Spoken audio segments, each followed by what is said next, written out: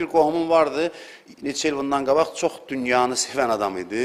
Mənə deyirdi ki, sənin övladının toyunda belə eləyəcəm. Ondan sonra, özünün məsələn təxminən bir 80 yaşı vardı. Hələ bu, mənim övladımın toyuna, ondan sonrasında özü də belə inşallahsız, filansız elə də olacaq.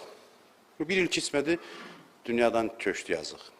O doğrudan da elə bir şeydir. Yaşlı adam da arzuları qədər elə bilir ki, bu elə neçə 100 il yaşayacaq yer üzündə. Bu insanın ən böyük səhvidir. Əleyhissalam təqvalıları vəsf eləyəndə buyurur ki, tərahub qəribən əməlu. Arzuları yaxındır, yəni qısadır, uzun arzuları yoxdur. Ondan sonra buyurur ki, qəlilən zəlalu. Və bunun nəticəsində səhvi, xətası çox az olur bu adamların. Xətası az olur. Çünki arzudan azad olan adamın beyni düz işləyir, ağlı düz işləyir. Və arzunun qəribə xüsusiyyəti var, bunu deyim. Arzunun qəribə xüsusiyyəti var. İnsanın ki, arzuları uzanır, bunu eləyəcəm, onu eləyəcəm, onu nə qədər şeylər arzulayır. Arzuları uzananda insan elə bilir ki, arzuları qədər yaşayacaq. Qəribə bir şeydir. İnsan elə bilir ki, çox yaşayacaq, uzun yaşayacaq.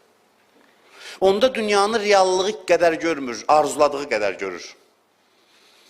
Onda dünyanı elə bilir ki, mesela arzuları nə qədərdir, özü də bilmədən bu proses beynində baş verir.